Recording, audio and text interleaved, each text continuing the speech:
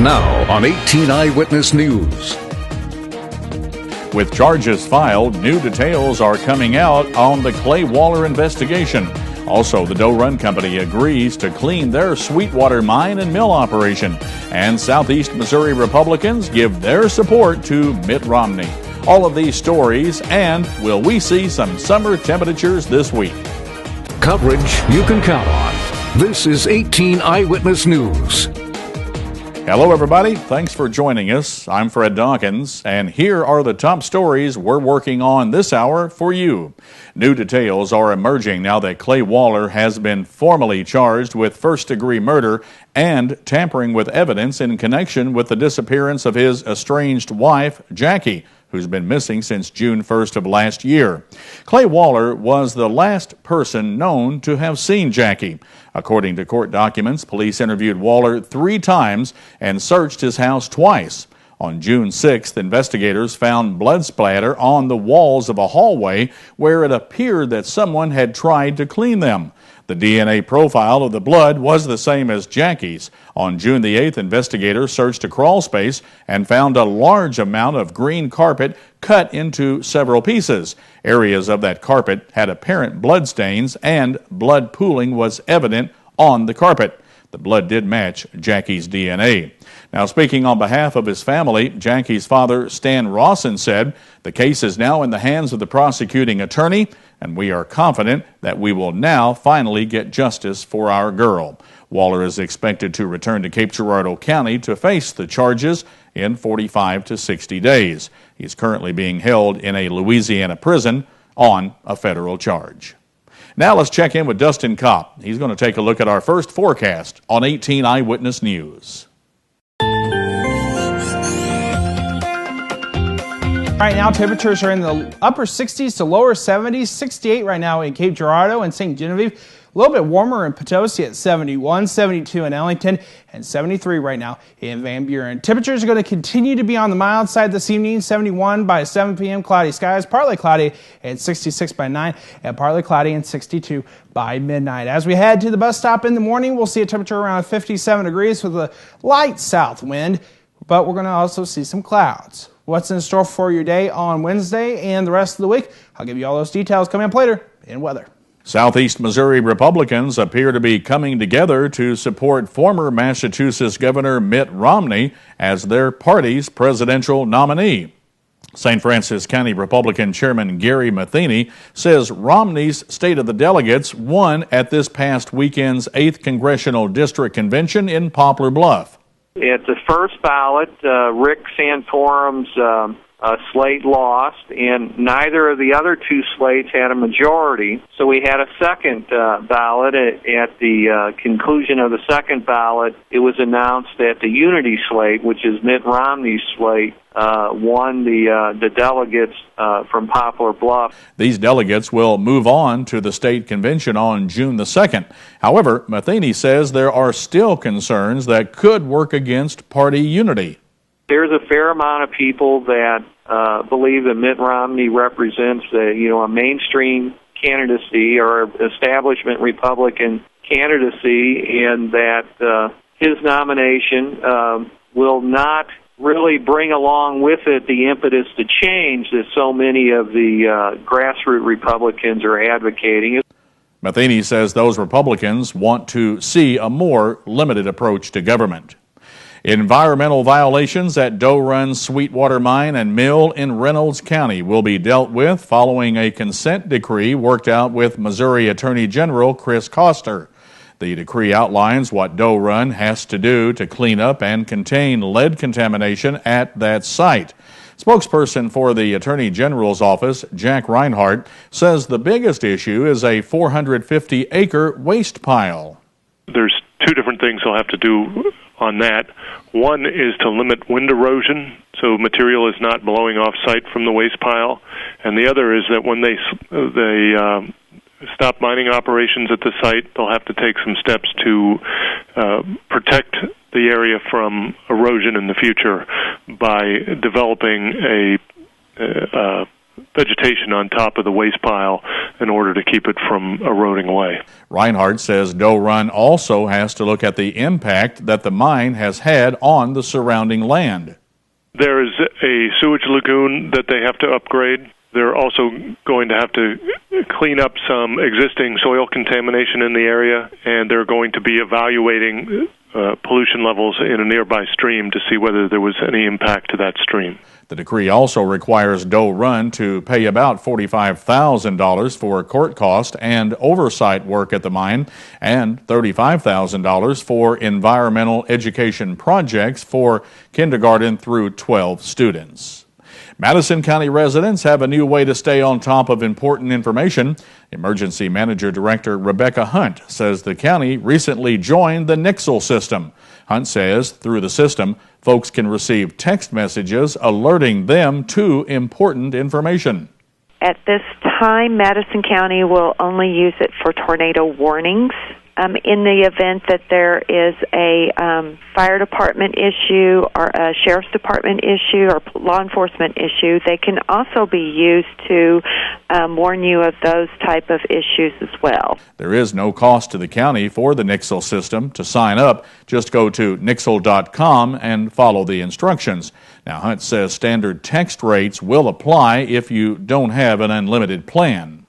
Compare that to your family safety in the if you don't have a in your home weather alert radio. The text will say Madison County is under a tornado warning until blank whatever time frame it is that the warning's been issued for. After receiving the warning, you can tune in to your local Dawkins broadcast group, television, or radio stations in the area for further information.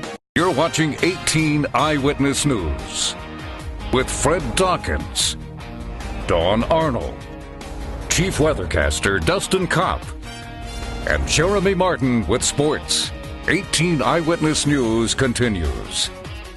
Three Rivers College is continuing to improve the skill and knowledge of firefighters in our area. Now, you'll recall the college received a $60,000 grant last month to train firefighters in the proper handling of propane emergencies. This month, they'll receive a $40,000 training grant from the Missouri Division of Fire Safety. Three Rivers Public Safety Coordinator Gary Pride says this grant covers training in a number of areas. It has to do with structural firefighting, where they're actually involved in a live burn exercise, and along with some classroom presentation. Pride says they will also address water rescue situations. So one of the classes deals with the techniques for water rescue, with the swift waters and flooding, that we've been having in some of the communities. Pride says the training will also feature exercises to help firefighters understand when they need to bail out of a situation before they become trapped in a fire. A Chapel Ridge resident will not go to trial on arson charges in connection with two fires that she set at the Mineral Point facility. 32-year-old Melissa Foster has been found incompetent to stand trial on the 2 counts of arson in the first degree. Now, she's been committed to the Department of Mental Health, and according to the probable cause statement, Foster stated she knowingly started the fires at the facility last year on February 13th and December 15th. Associate Circuit Judge Troy Hyde will review Foster's case on October 24th. The United Way of St. Francis County is inviting area ladies to enjoy a girls' night out spring fling this Thursday evening. Executive Director Donna Hickman is asking attendees to bring a little something extra to the event. You pay $20 for United Way, and you may also bring toothpaste, toothbrushes, and dental floss for dental clinic that we are just now funding called Upward Smiles, and it's located in Park Hills. Donna says the evening's festivities will also include a silent auction. And we have several items that have already been donated for that, among them a Taste of Home cookbook and Missouri and United States flags donated by Representative Linda Black. And also, kind of in our Cardinals theme, a Cardinals basket that includes 4 tickets to the Father's Day game, really good seats, a cap, and a ball that's been autographed by Mike Matheny. The Girls' Night Out Spring Fling is Thursday evening from 5 until 7 at Twin Oaks Winery and Vineyard. The United Way is hoping to raise $190,000 this year to support local human service agencies. Now, here's your Storm Tracker 18 weather forecast with Chief Weathercaster Dustin Kopp.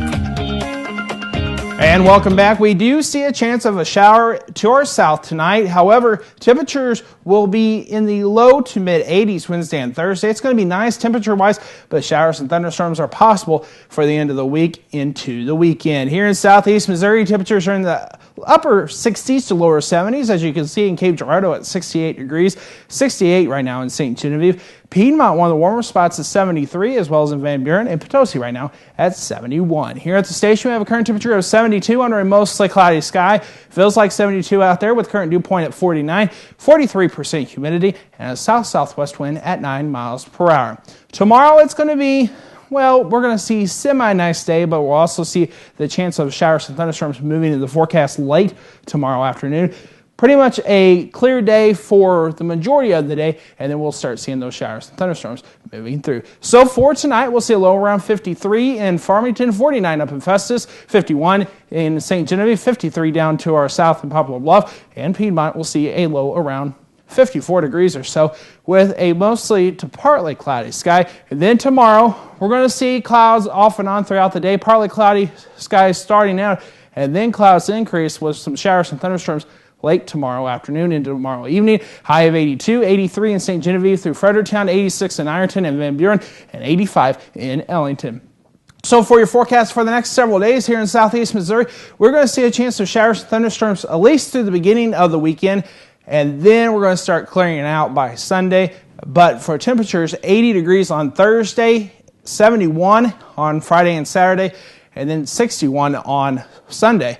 And then pretty much a sunny day on your Monday with a high of 64, and then warming up a little bit on Tuesday with some showers in the forecast with a high of 74. Now look at our weekend forecast. Chance of showers and thunderstorms on Saturday, high of 71, low of 48, 61 and mostly cloudy on Sunday with a low of 42. That's check of your Storm Tracker weather forecast. More details on your forecast are located at froggy96online.com. Just click on the weather tab. Fred, back to you.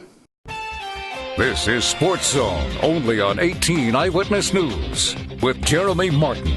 Former Cardinals farmhand and now Cubs third baseman Joe Mather delivered a 2-out, 2-strike single up the middle to upend the Cardinals and give closer Jason Mott his first loss of the season. Mather's 2-run single in the bottom of the ninth gave the Cubs a 3-2 victory at Wrigley Field. With one swing, Mather shattered what was a gem pitched by Cardinal starter Jaime Garcia. The lefty went 7 2/3 innings and allowed only one run on a sacrifice fly. The Cardinals and the Cubs square off again tonight with Adam Wainwright trying for his first win of the season. With the draft coming up on Thursday, the Rams decided to take one last look at some of the top wide receiver prospects over the weekend. According to league sources, the team held private workouts for Oklahoma State's Justin Blackmon, Notre Dame's Michael Floyd, and Baylor's Kendall Wright. A 6-person Rams contingent led by Coach Jeff Fisher traveled from site to site by a private jet. Blackmon and Floyd are widely considered the top 2 wide receivers in the draft. The workout for Wright is interesting because he projects as a mid to late first-round pick, so he could be in play in either a trade down or trade up scenario for St. Louis. But should Wright somehow fall out of the first round, it almost certainly indicates he won't get past the Rams at number 33 overall. And that may hold true even if Rams take Blackmon or Floyd in round 1, given the state of the Rams wide receiver core.